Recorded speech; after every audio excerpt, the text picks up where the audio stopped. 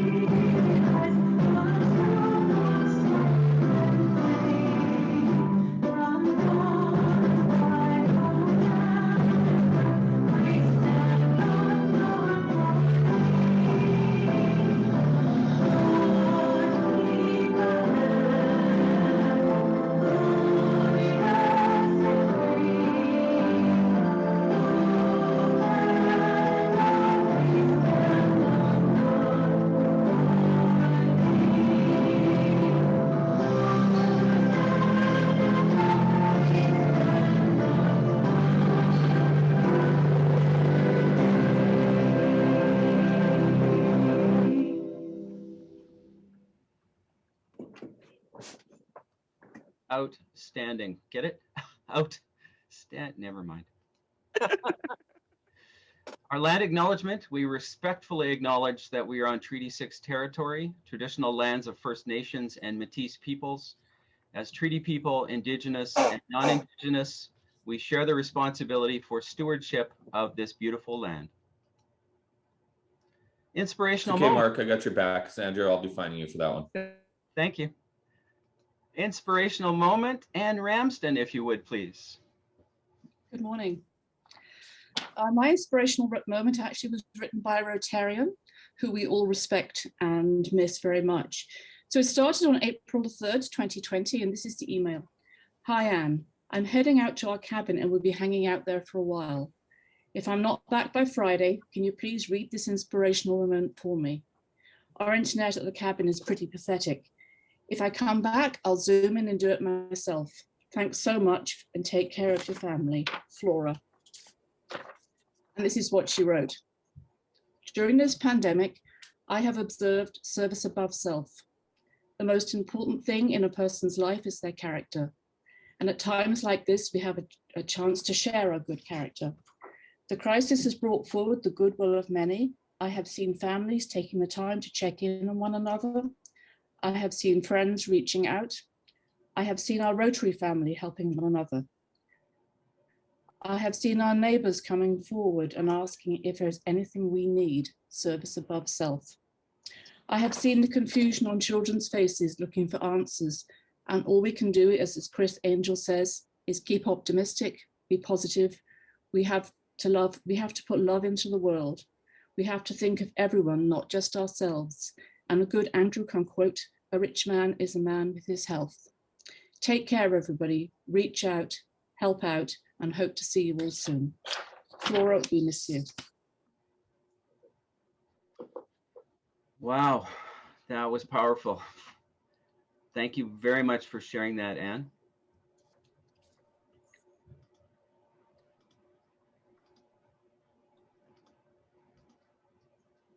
Introduction of guests, please.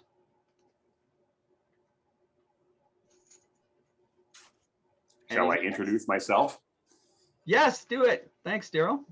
Good morning, everybody. I'm Daryl Bird. I'm the president-elect at Edmonton South, and I'm just trying to see how other clubs do their their virtual stuff in anticipation of actually going to some in-person or hybrid. But I'm really looking forward to see how St. Albert manages this whole Zoom thing. Well, thanks for joining us, Daryl. And we apologize in advance for setting the bar so high. I'll deal with it. Okay. Daryl Baker. Yeah, my other brother, Daryl there. That's great. So I've got two guests here today. Brian Fisher is with us again as a guest. Brian is president of KDM Management and is well on the track to becoming a member of this club. So excited about that. And I also have my lovely wife, Kelly, joining us this morning. And Kelly is a fellow Rotarian and president-elect at the Rotary Club of Edmonton Northeast. Thank you, Daryl. Welcome, Kelly. Welcome, Brian. It looks like I might have a guest. I noticed my sister-in-law, Lisa Nykolyshyn. Good morning, Lisa. Welcome, Lisa. Anyone else? I know Natalia's with us this morning. Welcome, Natalia. I think we're covered. And I'd like to reintroduce Wally Monson. Nice. Thank you for that, Jerry. Welcome, Wally. So with that, you know what time it is. Let's sing the welcome song.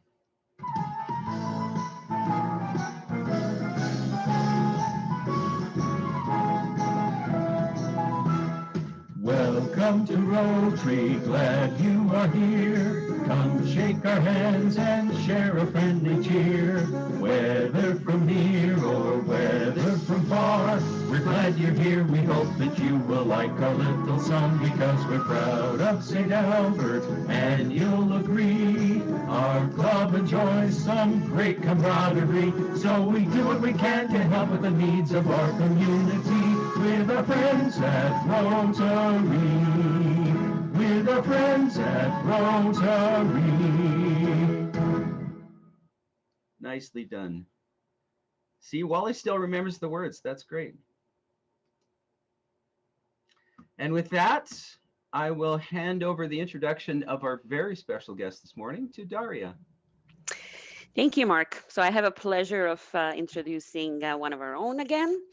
So Stacey's bilingual career spans 3 decades in organizational advancement, serving global social movements, student success, world-class teaching, hospitals, and medical research institutes in pandemic, health, cancer, and diabetes. Growing from marketing and communications roles into leading fund development and donor relations teams, her career has always been about connecting people to purpose and helping them make meaningful contributions to their communities, workplace, and the world. Today, as a professional credential member of the International Coaching Federation, a SheEO Activator, and Rotarian, she partners with engaged and enterprising leaders and teams to facilitate societal change, empowering people to be the change they wish to see in the world through leadership coaching and development, philanthropy, and social enterprise. Stacey holds a BA from Université Laval and graduate certificate in executive coaching from Royal Roads University. She's an advocate for lifelong experiential learning and bringing ideas, inclusion, diversity, equity, accessibility, and sustainability to life for the love of humankind. Stacey, over to you. Thank you, Daria. And President Mark, President-elect Craig, President-elect nominee Jody, fellow Rotarians, guests, and all of the amazing femme leaders that showed up here this morning, early on a Friday morning. It's been a memorable week and year in history, and it's an honor to be speaking with you today. There will not be a slide presentation, it's just me. This is a very broad topic, an important topic, and in hindsight, perhaps it was too big of a topic for one Rotary meeting. However, my intention today is just to share a perspective and some examples of the amazing women leaders and mentors that I care about, those who've blazed trails or inspired me as our paths crossed over the course of my career. decade in Rotary, and journey to entrepreneurship. Wow, it's been quite a week for Rotary and for celebrating International Women's Day. On Monday, global citizens, people of action, men, women, girls, and boys like you and the organizations that they belong to took part in International Women's Day along the theme Choose to challenge climate change, gender inequality, and racial inequality. And since Monday, I've had the pleasure to participate in many events that focus on accelerating the advancement of women and gender equality, which is the Sustainable Development Goal number 5. I've had the pleasure of listening to some really rich conversations and panel presentations, including some amazing women that are here this morning and have served our Rotary Club and the district in leadership positions, and others that will be stepping into those leadership roles. It was also World Rotaract Week this week, and there's still an opportunity to participate in some of those events. On Monday evening, Femme Leaders, some of you were there to hear Dean Roars and District 5370 past District Governor Tracy Vavrick. Our youth leaders, Rotaract leaders, Cole Baker and Laura Sharwa were there, and many active members of this club. It was wonderful, great conversation, and I'd encourage you to go to the district website to listen to it if you haven't. On Tuesday evening, the Rotary Club of Oakville had a special speaker series, and they raised $65,000 for Inspire Indigenous scholarships. Their keynote speaker was the retired Honorable Beverly McLaughlin from Pincher Creek, Alberta, and the first woman Chief Justice of the Supreme Court of Canada and longest serving Chief Justice in Canada's history. It was meaningful for me because Anna Marie Robertson, one of the very first Rotary Youth Exchange students that has inspired me, and a recent Cambridge University grad, considers Beverly McLaughlin her hero. Jennifer Jones, the Rotary International President nominee for 22-23, was also on the panel, and it was very interesting to discuss how both women in leaders who you wouldn't think have faced so many barriers and ask themselves, why me? And have overcome a lot as female leaders. Jennifer will be the first female president of Rotary International in 22-23, and that's a pretty exciting thing for us all to witness. Wednesday evening, there was the Rotary International District 2832 Dialogue on Peace that was moderated by Rotary International Vice President-elect Valerie Wafer, and featured a video from District 5370 highlighting the wonderful work that past District Governor Ingrid Nietzsche had put together to create a peace-building district. Rotaract leaders Yvonne Joubert and Shannon Peacock did a wonderful job, and most impressive to me was my first time hearing Mary Paul Atema, a Rotary International Peace Fellow, speak. She's a survivor of the Rwandan genocide and spoke at the Rotary International Conference in Toronto just a few years back. Highly encourage you to check it out. Then a Thursday evening last night, we listened to a presentation from Camrose project on Days for Girls. And so period poverty is something that's a little uncomfortable and taboo to talk about, but it's starting to show up in Rotary, and past District Governor Laura Morey, who is very close to my first introductions to Rotary, was there as well. So wouldn't it be lovely if we could return to the days where we had a She's All That event in Rotary, but alas, we can't gather in person. So although the first International Women's Day was celebrated in 1911, and more than 1 million people across Austria, Denmark, Germany, and Switzerland marched for women's suffrage, the right to vote, and labor rights, we still have our work cut out for us for having women's equal voice and representation in government. And Alberta's Famous Five did a lot to advance that work. But every day we have the opportunity where we volunteer, where we vote to influence democracy and the equal representation of all diverse peoples in government. It made me think of a throwback to the 90s when I had a perm, not straight hair, and I was elected to student council at Laval University, not long before Miss Kim Campbell served as Canada's first and only female prime minister. To this day, our paths have crossed several times, most recently at the University of Alberta, where I spent a couple of years, and she served as the founding principal of the Peter Lougheed College. And this week also marks the 1-year anniversary of a very hard and long year since our Rotary partners at the World Health Organization declared COVID-19 a pandemic. This pandemic has exposed gaps in our economy, in our education systems, in our healthcare system, or as some of my SheEO activators prefer to call it, a sick care system. It's really just amplified all the existing inequalities for women even in developed nations like Canada and the USA.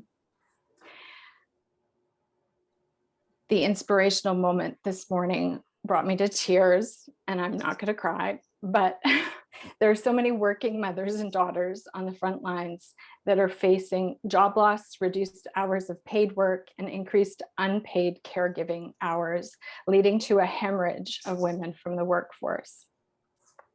Double and 9 to 5 have taken on new meanings as women assumed even more paid and unpaid work.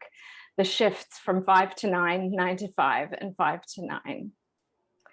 Last night, Canada's Deputy Prime Minister and first female Minister of Finance co-chaired the very first meeting of the Task Force on Women in the Economy to discuss a plan and address the jobs and gender equality in the wake of this pandemic.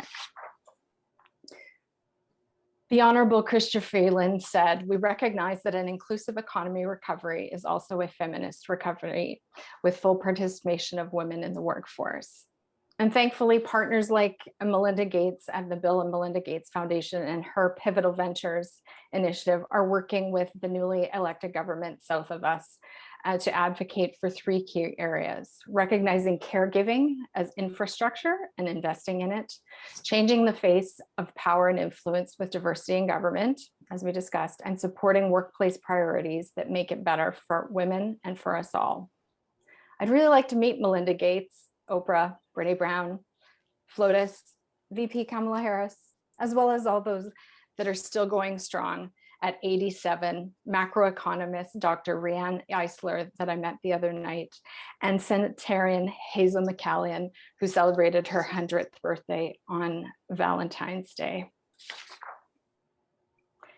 Having at times feeling like we've taken 3 steps forward and what seems like 5 steps back over my career, the Innovation, Science, and Economic Development initiated the 50-30 challenge between government, business, and diversity organizations. The goal is to increase diversity on corporate boards, to have gender parity at 50%, and also increase to 30% the diversity of persons, racialized persons, persons who identify LGBTQ, and people living with a disability or identifying as First Nations, Métis, and Inuit. In nonprofits and charities, this is also an issue, and those organizations are still seeking a home in government, an issue that I'd like to see solved in my career. My most recent board service with a national public foundation that focused on medical research achieved 50-30, but it was not by design per se, and it definitely is not the case or the norm in clinical trial research or other STEM fields. Women are often excluded from the research. Dolly Parton says that storms make trees take deeper roots. Okay, the research does show us that women indeed respond to crises in a different way. We all know of that and have experienced the fight, flight, or freeze response. And we know that in a crisis, women also tend and befriend. And I've certainly seen that in the SheEO community. It's also what myself as a 12th generation Canadian and working daughter have seen and learned from the pioneer women on both sides of my family and the strong women leaders and mentors that I have had the pleasure of working with as colleagues and peers. So this morning I'm thinking about my grandmas, my mom, my aunties, my sisters that provide childcare, elder care, work as farmers, first responders, HR professionals, nurses, teachers, social workers, and even in the trades where we're making some progress. They all come to mind when I think of problem solving with grace, gumption, and generosity in the face of adversity. And we've certainly seen that in the past year. However, the root causes of systemic barriers and societal issues that they faced, we face, and will face impact us all.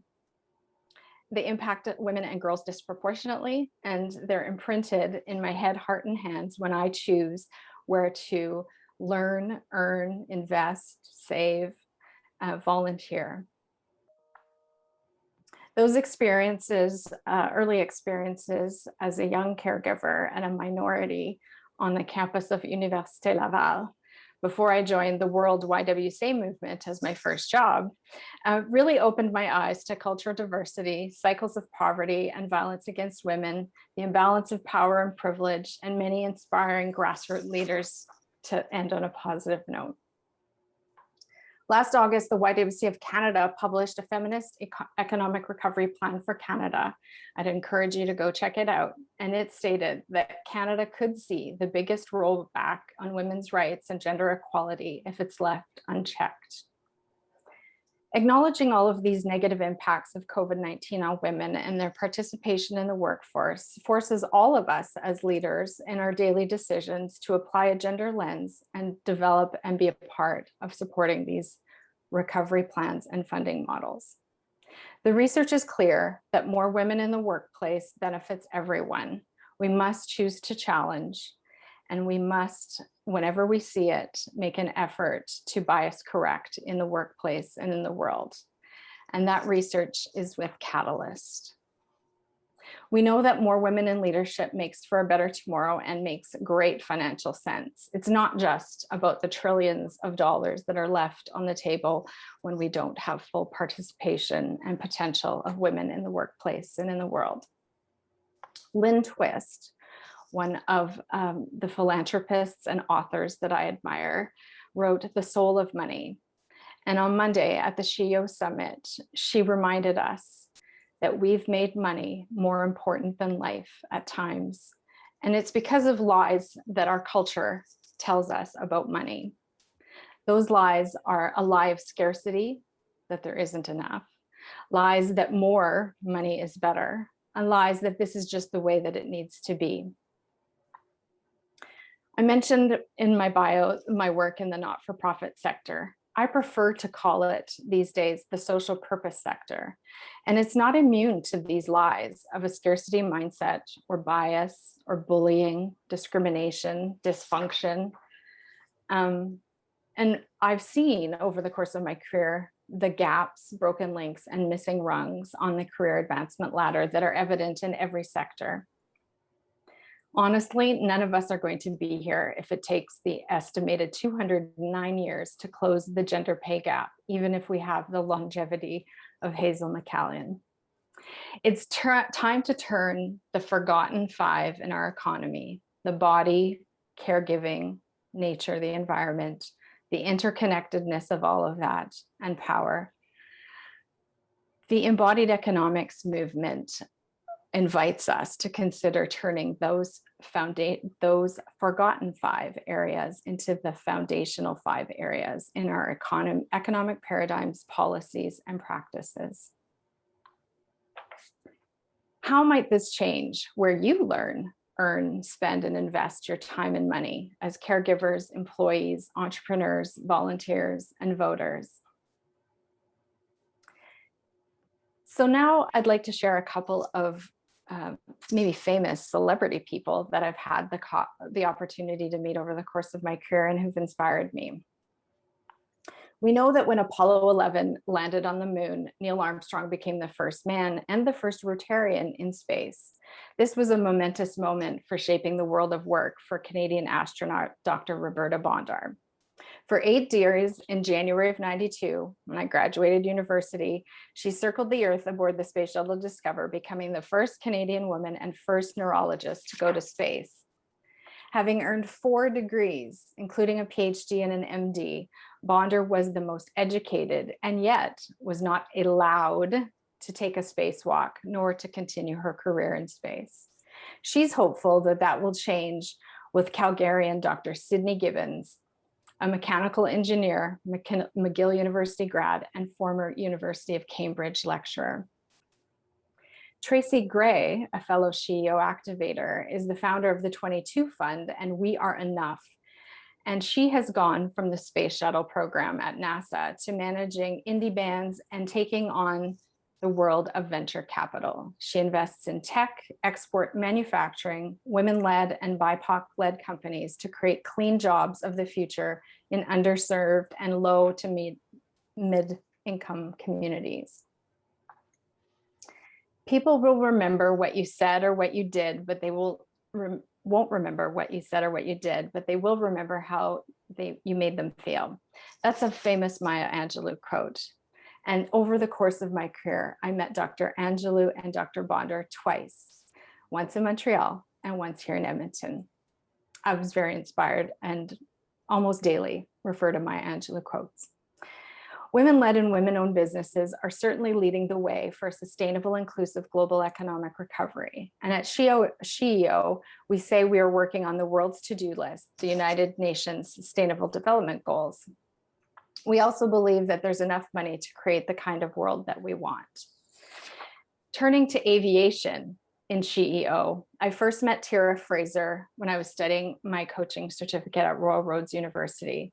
She's a proud Métis woman from the Northwest Territories, and 20 years ago, she stepped out of her comfort zone into a small aircraft for the first time. She was a single mother of 2 and has since been recognized as Canada's top 25 women of influence as a commercial pilot and founder of Isku Air. Her and her daughter, Kian Alexander, became the first ever mother and daughter duo to be named to Women's Executive Network, Canada's Most Powerful Women Top 100. In December, Tira was one of the 18 real-world heroes in DC Comics' graphic novel, The Wonderful Women in History, which also includes the late US Supreme Court Justice Ruth Bader Ginsburg, Congresswoman Alexandria Ocasio-Cortez, Beyonce, and Serena Williams. Isku Air is just one of the 24 Canadian SheEO ventures that was announced earlier this week. They're each receiving a $100,000 0% interest loan and mentorship and support from the SheEO community. Tira and her daughter Kian are shaping the world through education, entrepreneurship, and have even coined the term SDG 0, so that we take an Indigenous lens to all of the Sustainable Development Goals. Some companies like B Corps also use their force for good and are actively reducing inequality, lowering levels of poverty, building a healthier environment, strengthening communities, and creating high quality jobs with dignity and purpose. STEM Minds is one of those, a SheEO venture and B Corp, while Succeed, which is incubated at Memorial University by young students, is another. The latter company, Succeed, employs at-risk youth to build hydroponic systems to overcome food insecurity. They're working on SDGs 2, 4, and 12. And SheEO venture, the A-Linker, is a walking bike for people with mobility challenges, and it helps them maintain a healthy, active lifestyle, SDGs 3, 9, and 10. Engineering ventures from out east, like Precision Analytics and Technologies EcoFix, join the Alberta-based clean energy solutions company, Growing Greener Innovations, as new SheEO ventures. So I'd invite you to go to sheeo.world to check out those 24 and over 107 initiatives that have been funded at $100,000 in zero interest venture capital since this movement started in Canada by Vicki Saunders 5 years ago. Growing Greener Innovations, I first read about in the St. Albert Gazette. I had to laugh because the owner's name is Connie, my sister's name, and her last name is Stacey, my name. So we thought that was funny and have been following her work. She's the founder and president of Growing Greener Innovations, and they engineer smart batteries and battery energy storage for residential, commercial, and industrial customers. They're working on SDG 7. Routine and Satya are natural body care brands that are made in Canada and working on SDGs 3, 11, and 12. And you can find a package in tonight's auction that I submitted that includes both of those cool products. This brings me to sports and medicine, informed opinions and voices. It's been a year since aspiring emergency room doctor and 6-time Olympian spoke truth to power to the International Olympic Committee.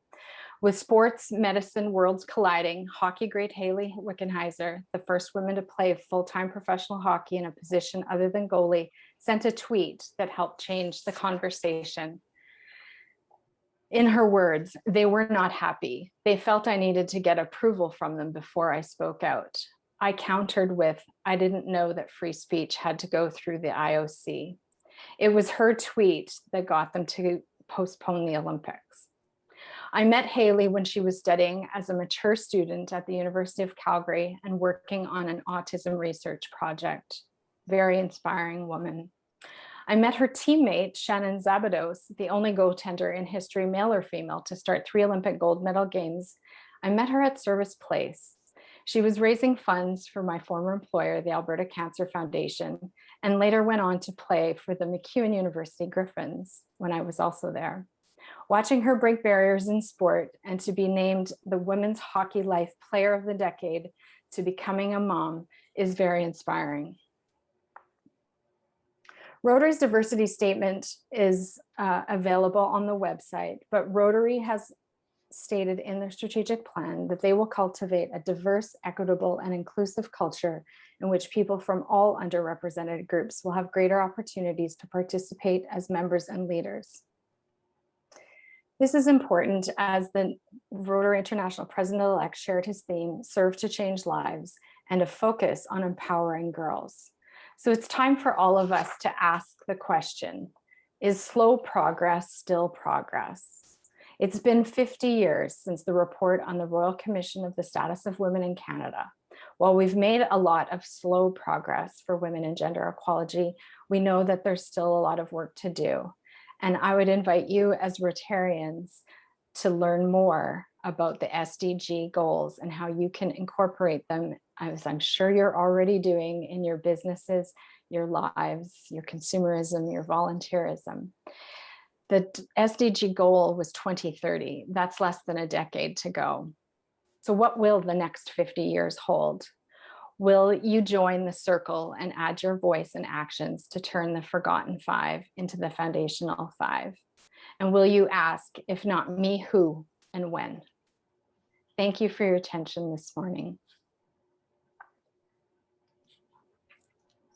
Oh, thank you so much, Stacey. Educational, inspirational. We are so proud to be able to call you a fellow Rotarian and be a part of our club. We are the change. Be the change. Questions for Stacey?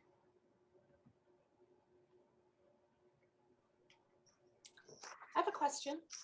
Jennifer. Stacey, thank you so much. I was trying to take notes and write all these names down and things I have to learn about. But what advice would you give young women who are maybe in their teens of moving forward and how to become leaders in this world? Yeah, I mean, I was always encouraged to belong to groups and maybe naturally had an inclination to groups. A joy for me is meeting new people, discovering new places, new languages. So I was always attracted to belonging to groups. And I got involved early, Girl Guides, 4-H, student council, university student council. And I've seen that they don't need a lot of advice. They, Rotary International President Ravi Ravindran, when he was here, in 2016, he told the youth leaders, don't let anybody tell you that you're not a leader now. You're not the leaders of tomorrow, you're the leaders of today. And that's something that I try to instill in all of the young women I've had the pleasure of mentoring and being mentored, reverse mentored from them. So I'm very inspired by the young women that Rotary attracts and Rotaract attracts. And yeah, just listen, be open and mindful, and ask them what they need. Stacey, Yes. I have a question. You talked about a number of really amazing women and things that they've done, but you've also said that the progress is slow, and Yes. maybe 200 years or so. So what else needs to be done to start to level the balance? Well, the 209-year estimated time that it'll take to close the pay gap, the gender pay gap, was before the pandemic. So this economic task force that's been formed, they're talking about legislating gender pay equity. And I know that I experienced it twice in my career, where someone with the same education, same or different gender sitting right beside me was making tens of thousands of dollars difference, and there really was no explanation for it. So I would say you have to know your numbers, and organizations need to be looking into that. And we just can't take our attention off the gas. When you appreciate the diversity of women in the workforce, that appreciates. So thank you for the question. I don't know that I'd answered it, but there was a little bit of a technical thing for no slides today, but what I will commit to is creating a document with links to some of the websites that I referred to today. So we'll add that to the show notes if the recording worked out. Okay, thank you. It will. I have a question. Yes. Doug. Yeah, so Stacey, I'm going to talk about, let's call it the elephant in the room. And that is I'm going to ask you this question. I mean, there's a lot of marvelous women that you've talked about. But the elephant in the room is generally guys like me, maybe, right? That it's because if there's a glass ceiling, it's being put in place by somebody, and it's generally a white older guy, to be honest. And so, and I can say that because that's who I am. But my question to you is that because what you're talking about is still, in my view, a significant cultural shift. Mm-hmm. I mean, I worked paradigm. I worked for 50 years in an organization where I had to fight in order to get qualified women into volunteer positions, okay, based on their knowledge and skill. So my question to you is that what can we be doing in our society with men in order to prepare them and help them through this? I was it 1975 that was the first year of the woman, something like that kind of comes back to me. The United Nations Year of the Women was declared, and it doesn't matter. Mm-hmm. Yeah, it doesn't matter. My comment would be is that in the year that they declared the Year of the Women, they should also have said, we're also going to help men open all those doors, right? Yeah. Well, we certainly can't do it alone. So having this conversation, it includes all of us. I mean, I hope I've highlighted the economic impact of leaving things the way they are. It's just not an option. Okay. Yeah, but I do want to acknowledge too, I was delighted that you acknowledged International Women's Day last Friday when we met. And I didn't go there to name everyone, but every single person on this call and in our club is already doing their part just by listening and learning alongside, and maybe having these conversations at the dinner table with their grandsons, their grandchildren, their children, adult children. It's important. And there are some tools out there for fighting unconscious bias that I hadn't included, but I will through the Lean In group, some really fun online tools. And I think anyone that's done any unconscious bias training in the workplace, we all have biases, even us. Well, thanks, Stacey, for your leadership. Yeah. Well, thank you. Kathy has a question. Good morning, Kathy. Hey, Stacey. Question for you, because I quite often struggle with this conversation because I have had no barriers for me. And as I put in the comments, there's a majority of women on my council. The question I have for you, I saw a really great speech by Morgan Freeman years ago about why he would really like to see Black History Month stop being recognized. And it was because he said, where's Privileged White Men Month? Like, yeah. So he says, as long as we continue to separate out these people, you reinforce the difference instead of trying to see beyond it. And when I ran for council the very first time, I door knocked and a couple of people said, I'll vote for you because you're pretty. And I got elected, and I never had confidence that I got elected because I was good for the job. I always struggled with, did people check me off because they have to have their token woman on council? I'm over that now. So my question for you is, should we continue to celebrate International Women's Day forever? Or would you prefer it to actually diminish into the background to just actually celebrate that we're equal and we're humanity? Looking beyond it. Yeah, I totally agree. Because as I listen to today's world, I'm sure Laura's going to not face the same bias that I did. And I just said I didn't have any. So I feel it's much better. And I think we also have to acknowledge that women and men are different because of biology. And instead of trying to make us equal, celebrate those differences. Absolutely. It is all about celebrating diversity. And it's not just gender.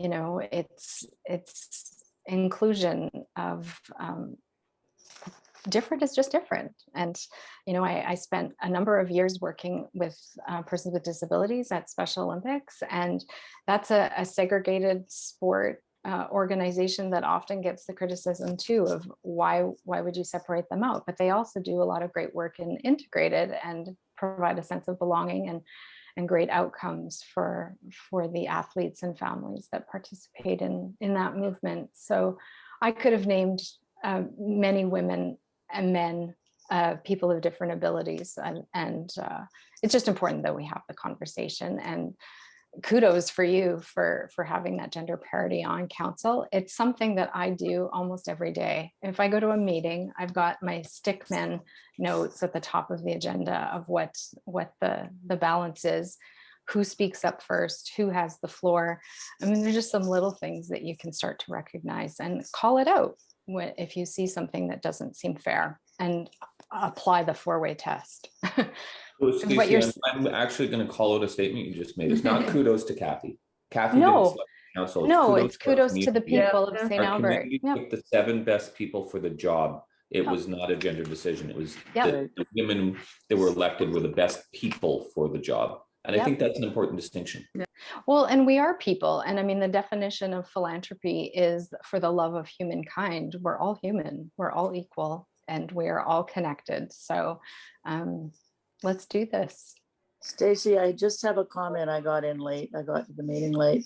But my comment would be, when we talk about this issue, and I'm the oldest one where it came from. But anyway, when we talk about this issue, I'm thinking that some of the terminology and framing of the explanation, if you will, or the definition, if you will, some of those words automatically bring in the separation. And maybe if we could frame the conversation differently, we might be starting to have a chance to change it up. Yeah, for sure. Language is so important. I often find myself looking up the etymology of words just to better understand. And I couldn't agree more. And there's just so many amazing women in this club too. And thank you for your service and as mayor as well, first mayor of St. Albert. Thank you for that. James, you have a question? You put your hand up. Thank you for that. Thank you. Thank you, Stacey. Thank you, everyone. Good morning. Just the elephant in the room, I guess. Let's talk about the elephant in the room. There's older men, there's white men. I'm a father of 3 girls, 1 boy. I'm an entrepreneur, many businesses, girls, boys. I hire and I teach my children, they're all equal. There's no difference between my boys and my girls, and that's my world. And I guess I hire whoever I hire on the best person for the job, not on male or female. It bothers me, and because I'm amongst my brothers and sisters, that the world forces, like, this conversation is like, it has to be equal. You have 1 man, you hire 1 woman, and so that's what I struggle with a little bit. And that's not really a question. That's just kind of my struggle that I'm talking about. I guess more of my question is, I understand we all have male and female sides of our personalities, right? So on a more of a global thinking, not men, not women, how about masculine, feminine? And we all have that masculine and feminine side of us. And that conversation needs to go more so. How about men? You learn to understand more of your feminine side. And women, you understand also more of your feminine side, because what's happening, women are coming into the table in the workforce acting in the masculine often. So some of those women CEOs, man, they're more tougher and angry and fight and cut your throat out and about money more than women, more than a man is, right? So you get some of these CEOs. So we need to learn and teach the masculine and feminine coming together and sharing our diversities. Yes, men or women are different, but what Kathy said, thank you, Kathy, as well. It's not about you got hired because you're a woman, and good that you're standing up. So I guess that's my question. Then I would ask my question to the women in the audience. Could you share maybe a story or two that you think that what you've experienced? You know, Jordan Peterson does an amazing job on, talks about pay gap in women and all of those different things. And there's the elephant in the room that's here. And I just would like to hear, obviously you've heard that. So if anyone wanted to comment. Well, I have an elephant on my desk, because a little statue of an elephant, because there are so many elephants in the room. But I'd like Laura has made a great comment in the field. It's about creating space to have those conversations. And I know that I've relied more on masculine traits to advance in the workplace. And it's, you know, being vulnerable and saying, oh, it's okay to use feminine traits in the workplace has been a journey for me. 2 great resources that opened my eyes were actually presented by former Chancellor Doug Stollery at an International Women's Day a few years back, is a documentary film called MissRepresentation. And the follow-up film is called The Mask We Live In. And they're 2 great resources for thinking a little bit more broadly about this. It's not male, female. It is about the conditions that we've all grown up in. And it's not even conscious that those female CEOs would be using male traits or what are perceived to be male traits. It's just conditioned in our environment and upbringing and education. I agree, it is conditioned, and that's those stereotypical paradigm ideals that we're all fighting against. And it's got to be that shift of bringing the masculine and feminine together and hiring the best person in the right places and putting the right people. I mean, as an entrepreneur, I put the right people in the right seats. That's what I do, regardless of who they are. So, and if we can learn to shift and I think the whole world is slowly changing and needs to be governed from more of a feminine perspective, not a masculine, right? And not that stereotypical masculine, and not the stereotype, but just being more love, more vulnerability, more understanding of the whole rather than the gain of the one. But that's the shift, and I look forward to the shift. And it doesn't to slam it down and shove it down people's throats doesn't work either, because I'll tell you, then when you push on someone, the hand comes up and you push back. So it's a matter of going like this, open, and then meeting in the middle. But we have a journey. We do have a journey. Yeah, it's a change up of the language. I like it's a change of the language, like Anita said. And I giggle. It's Your Shift is the name of my company, and people sometimes they miss the F. And in, you know, at SheEO the other day, they said it's not a women's issue. It's not a problem. It's not a pipeline problem that we're dealing with. It's everyone needs to give us problem. And so having conversations like this is important. And it really is impacting all of us as taxpayers and contributors to the economy. Charlene has a comment. Yeah, I just want to say, you know, and James as an employer and as a father, and Andre, you've done this as well, and Daryl, and I can name a bunch more, is how you raise your daughters and what you give them to go out into the world with, and how they approach things and how they address things. I think Stacey might talk to this. I know it. I didn't learn that growing up. You know, Kathy, you've been very lucky if you didn't get those hard knocks as a female. I'm working in a male industry. I'm still working in a male industry, and there was lots of hard knocks and learning things along the way. And I was lucky to get positions because I was a female, because those are the minorities sometimes in those days to be handed out. But Laura spoke the other night, and so did Cole, and those young women are given skills that they can teach other young women that some of us were never ever given or shown. Thank you for sharing that, Charlene. And Charlene, I'm going to support something you just said there, and I'm actually going to call Kathy out for breaking the 4-way test. I'll find you later. Is it the truth? She wasn't being honest.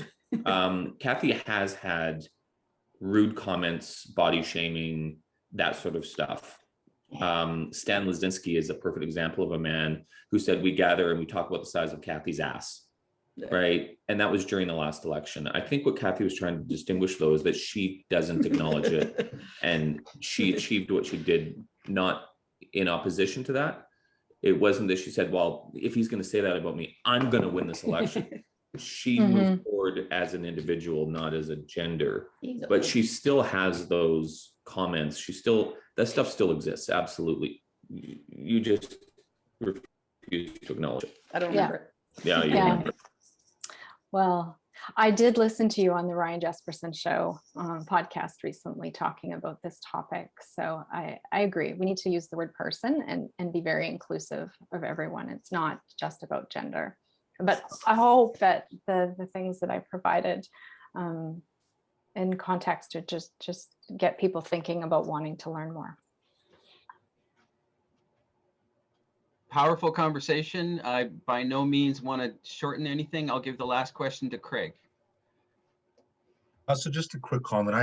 I retired from the military now, but obviously it's a male-dominated, we'll call it industry, but there's more men than women, obviously. I'll just make a quick comment about something that was done years ago.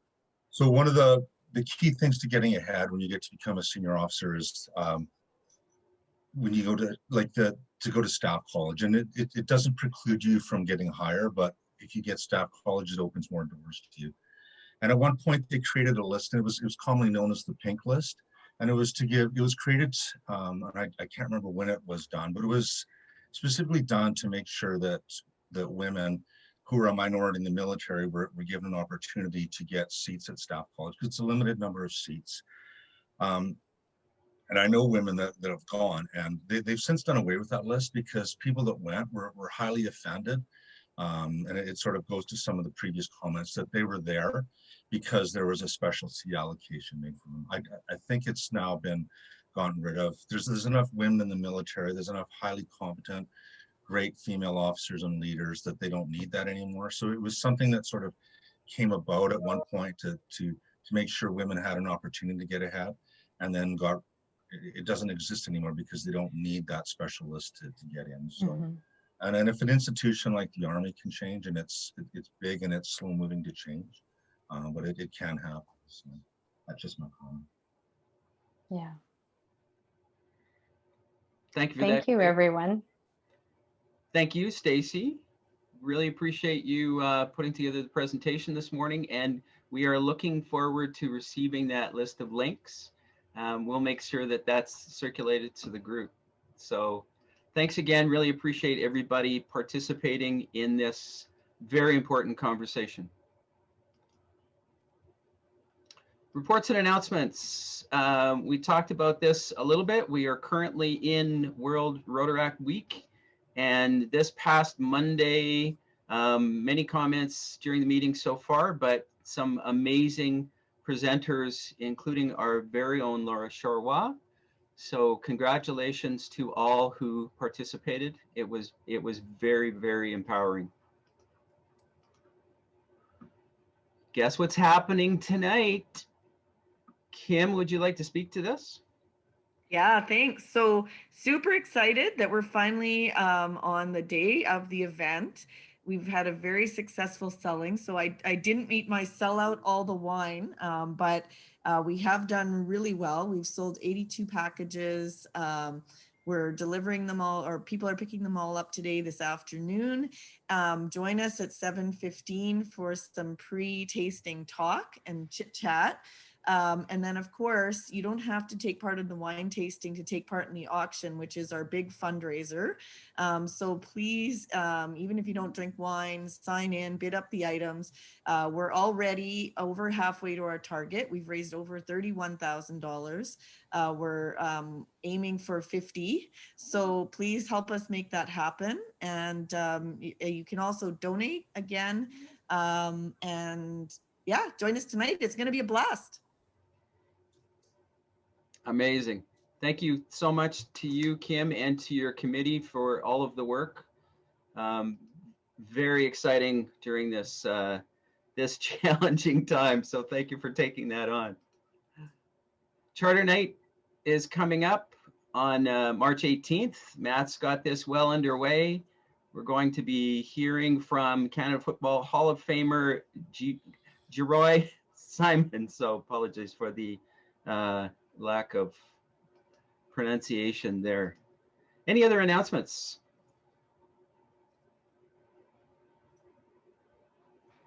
Hearing none. Our next morning meeting is March 19th. Samuel Ajobo, who's going to be speaking about the importance of allyship and equity building in combating systemic racism. Birthdays and anniversaries. Natalia, if you would, please.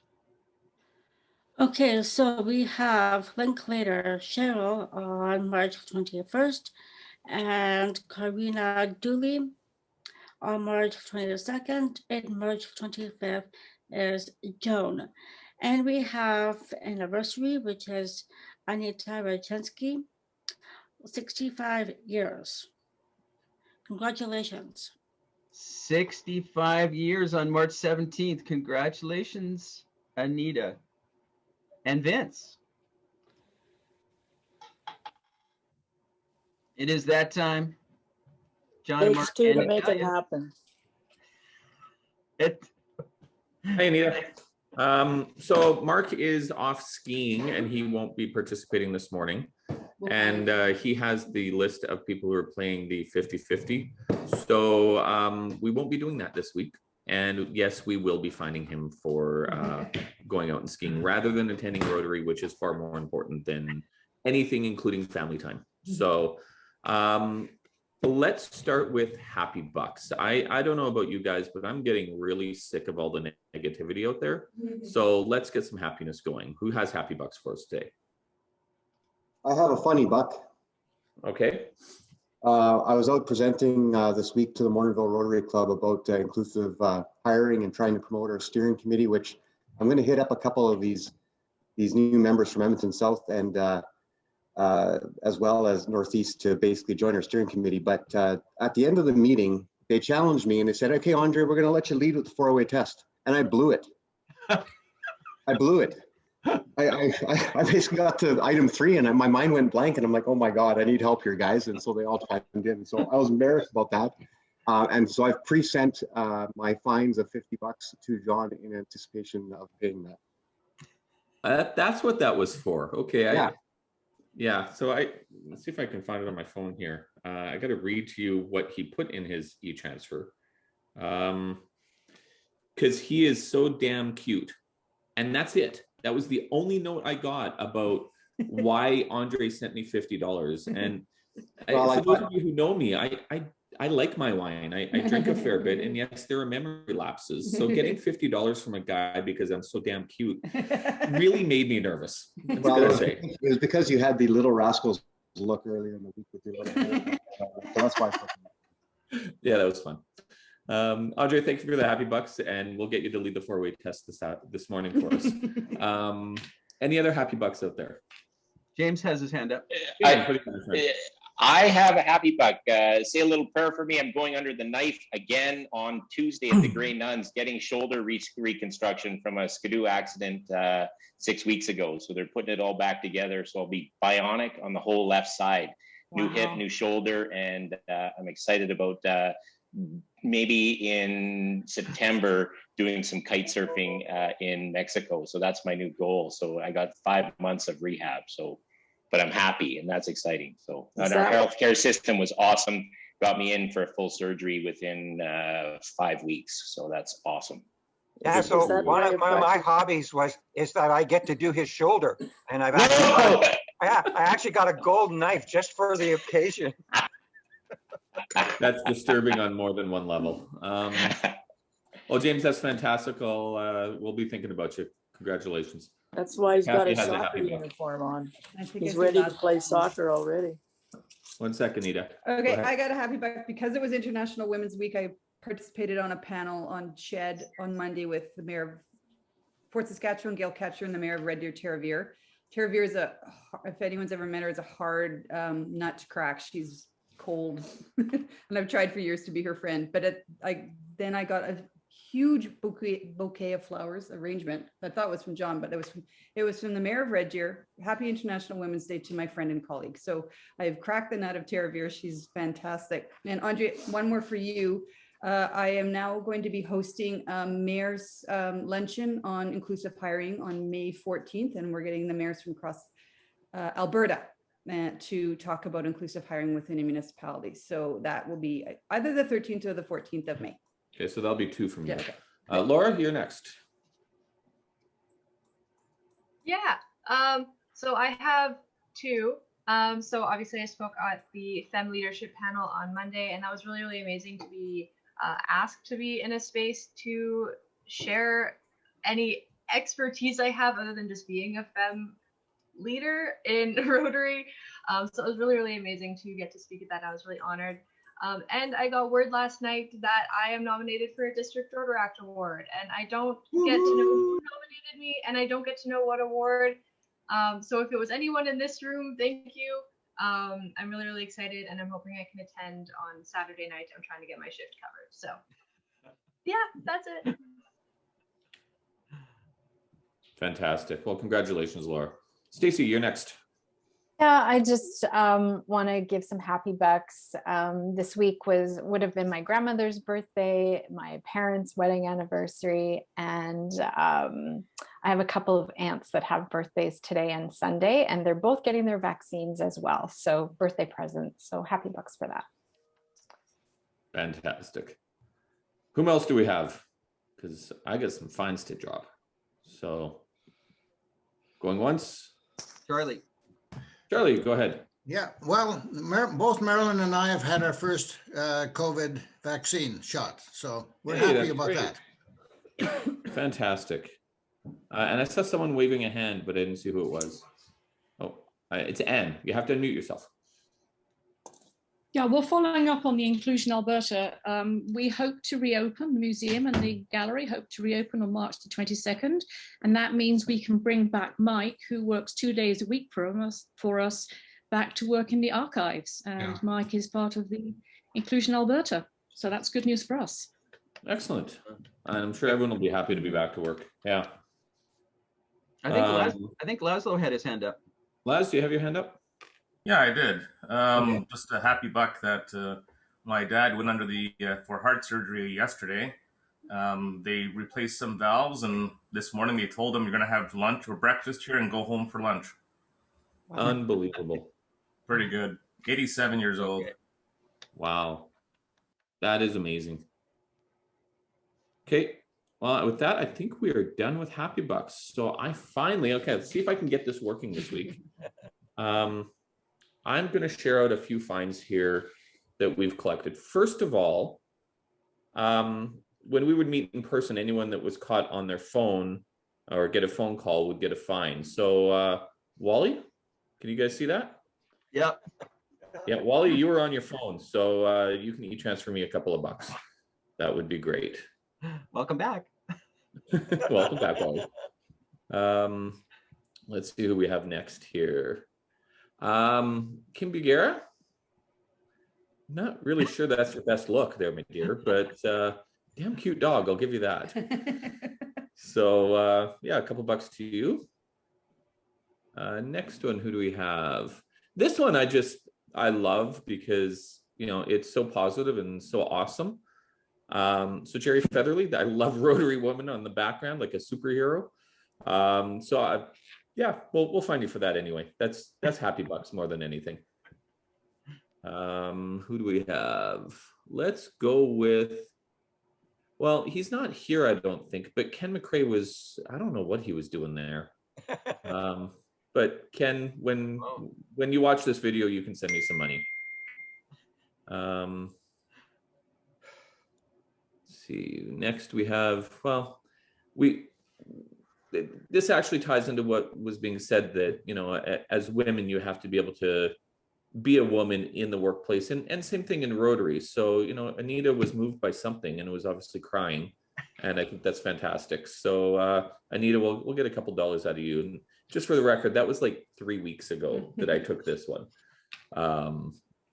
Now here, yeah, I'll get to that one. 1 second. Doug Webster, I don't think you were wearing your mask properly a couple of weeks ago. I don't think that's the way this is supposed to work. So we'll get you for that one. And finally, I think we'll go with the one I've been waiting for a while, and Kathy's very excited about this one. Do we have Scar Cheeks in the room? Scar Cheeks, are you there? Andre, we're going to call you Scar Cheeks now forever. Oh no! High school pictures, gotta love them. So, yeah, I got nothing to say to this one. I'm going to leave it here for a little while because it is so awesome. I will share the story of Scar Cheeks tonight if you really want to know. That would be great. Awesome. But you have to be online tonight. Yeah, and Laura's loving this one. So I mean, I've known about this for a long time. It just really wasn't supposed to leave our household. If you're lucky tonight, after a few wine, I might even show you where the scar is. Dooley sent it to me. Yeah. Well, Andre, you can go after David Dooley for this one because Karina Dooley found this in her grade 1 school book. And you were in grade 12 at the time. So yeah, it wasn't even your own family that ratted you out. I mean, you're a legend in the community. What can I say? And with that, I have no other fines other than I have one last one for Ann Ramsden. And you made a lot of people cry this morning with your inspirational moment.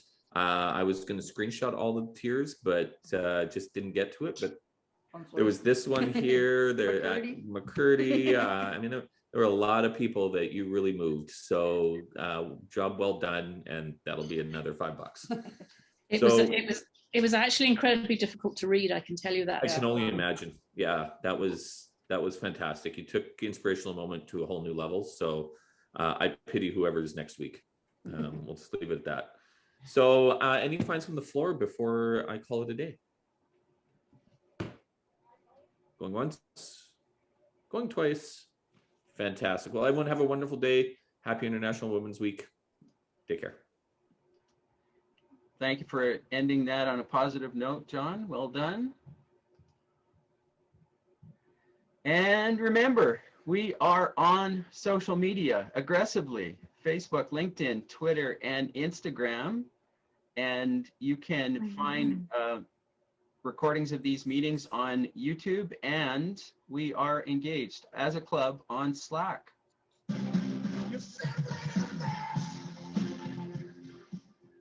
Thank you again to Stacey for that amazing presentation, for the engaging conversation afterwards. Again to Anne for the inspirational moment, to John, to Natalia. And remember, if you need support, please reach out for yourself or for your fellow club members. Lynn King is our caring coordinator. There are many online resources, and looking out for one another is the new normal. please join me in the four-way test of the, Andre, you might want to brush up on this one, of the things we think, say, and do. Is it the truth? Is it fair to all concerned? Is it the Will truth? it build goodwill and better friendships? Is it fair to all concerned? Will it be beneficial to all concerned? Will it build goodwill and better friendships? Will it be beneficial to all concerned? concerned? Thank you, everyone. Have an amazing day, a great weekend, and see most of you tonight at We'll see you all the tonight for fun. virtual event.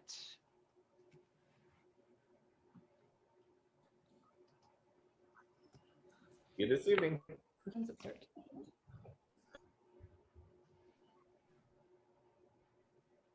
So Drink long, lots of wine, folks. farewell, auf Wiedersehen. Have a great evening.